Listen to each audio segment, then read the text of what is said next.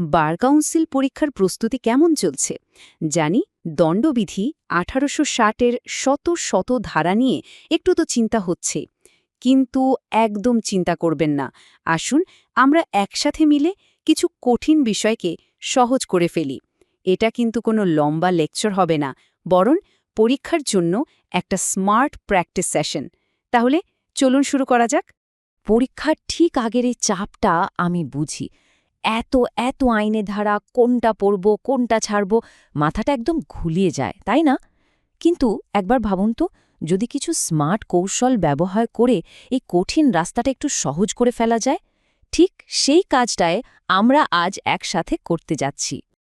দেখুন, আমরা সবচেয়ে বড় যে ভুলটা করি সেটা হলো ঘন্টার পর ঘন্টা শুধু বইয়ের পাতা উল্টে যায়, কিন্তু আসল কৌশলটা লুকিয়ে আছে অনুশীলনের মধ্যে। শুধু মুখস্থ না করে চলুন আইনগুলোকে বাস্তব পরিস্থিতির মধ্যে দিয়ে বোঝার চেষ্টা করি। আজ আমরা দেখব কিভাবে শুধু না পড়ে বরং অনুশীলন করে পড়াটাকে মাথায় গেঁথে ফেলা যায়। তো প্রথমেই একটা বেশ মজার জিনিস দেখি। এমনও কিছু কাজ আছে যা দেখলে প্রথমে মনে হতে পারে এটা তো একটা অপরাধ, কিন্তু আইন সেগুলোকে অপরাধ হিসেবে দেখে না। চলুন দণ্ডবিধির এই সাধারণ ব্যতিক্রমগুলো দিয়েই আমাদের আজকের আলোচনা শুরু করি।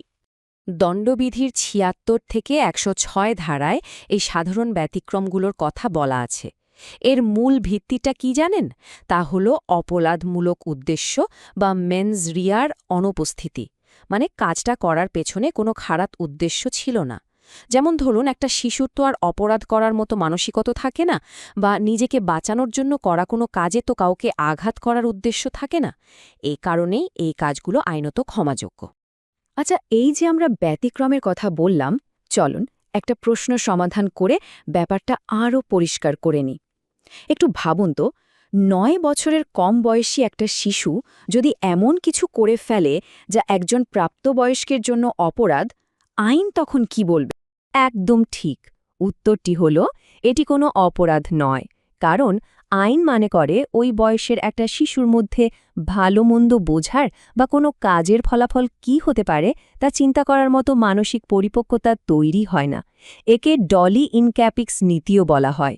তাই তার করা কোনো কাজকেই অপরাধ হিসেবে গণ্য করা হবে না। চলুন এই একই অধ্যায় থেকে আরেকটা প্রশ্ন দেখি। ধরুন, একটা বড় আগুন থেকে ১০ জন মানুষকে বাঁচাতে গিয়ে একজনের বাড়ির দেয়াল ভাঙতে হলো।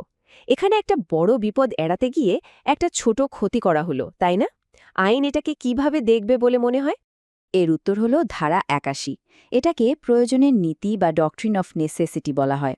তবে হ্যাঁ, এখানে দুটো বিষয় কিন্তু খুব গুরুত্বপূর্ণ। প্রথমত, কাজটা করতে হবে কোনো রকম অপরাধমূলক উদ্দেশ্য ছাড়াই। আর দ্বিতীয়ত, যে ক্ষতিটা এড়ানো হচ্ছে সেটা করা ক্ষতির চেয়ে অনেক বড় হতে হবে। কেবল তখনই এটা মাফযোগ্য হবে। চমৎকার! সাধারণ ব্যতিক্রমগুলো তো বোঝা গেল।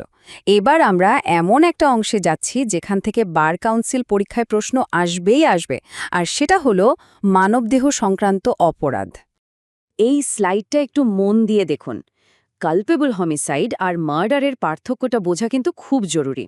সহজ করে বললে, কালপেবল হোমিসাইডকে যদি একটা বড় বৃত্ত ভাবেন, তাহলে মার্ডার হলো সেই বৃত্তের ভেতরে থাকা আরও ছোট আর গুরুতর একটা অংশ। তার মানে সব মার্ডারই কালপেবল হোমিসাইড, কিন্তু সব কালপেবল হোমিসাইড ততটা গুরুতর নয় যে তাকে মার্ডার বলা যাবে। ধারা ৩০০-তে ঠিক সেই গুরুতর পরিস্থিতিগুলোর কথাই বলা আছে, যে একটা সাধারণ নরহত্যাকে খুনে পরিণত করে। চলুন এবার একটা ছোট্ট পরীক্ষা হয়ে যাক। পরীক্ষায় কিন্তু ঠিক এই ধরনের পরিস্থিতিভিত্তিক প্রশ্নই আসে। ধরুন, ক ঘুষি মেরে ক্ষয়ের একটা দাঁত ফেলে দিল। বলুন তো, ক কোন অপরাধটা করেছে? উত্তরটা হলো মারাত্মক জখম বা গ্রিভিয়াস হার্ট। অনেকেই হয়তো ভাবছেন, একটা দাঁত পড়লে সেটা মারাত্মক জখম কেন হবে? কারণ দণ্ডবিধি অনুযায়ী শুধু দাঁত ভেঙে ফেলাই নয়, বরং কোনো অঙ্গ স্থায়ীভাবে অকেজো করে দেওয়া, শ্রবণ শক্তি বা দৃষ্টিশক্তি নষ্ট করা কিংবা হাড় ভেঙে দেওয়াও কিন্তু মারাত্মক জখমের মধ্যেই পড়ে। দেখলেন তো, আসল পরীক্ষায় কিন্তু আপনাকে সরাসরি ধারার নম্বর জিজ্ঞেস করার সম্ভাবনা কম, বরং আইনগুলোর প্রায়োগিক দিক, মানে এই রকম পরিস্থিতি দিয়েই আপনার কনসেপ্ট কতটা পরিষ্কার তা পরীক্ষা করা হবে। তাই শুধু ধারা মুখস্থ করার চেয়ে প্রতিটি ধারণার পেছনের যুক্তিটা পরিষ্কার রাখা অনেক বেশি জরুরি। দারুণ! আমরা প্রায় শেষের দিকে চলে এসেছি। চলুন আমাদের অনুশীলনের শেষ ভাগে যাই, আর তা হল সম্পত্তি সংক্রান্ত অপরাধ। চুরি, দস্যুতা, ডাকাতি এই বিষয়গুলো থেকে কিন্তু প্রায় বেশ কনফিউজিং প্রশ্ন আসে। সম্পত্তি সংক্রান্ত অপরাধগুলোর মধ্যে যে সূক্ষ্ম পার্থক্যগুলো আছে সেগুলো বোঝা খুব দরকারি। এই ক্লাসিক দৃশ্যটা নিয়ে একটু ভাবুন তো, এখানে কোন অপরাধটা ঘটেছে বলে মনে হচ্ছে?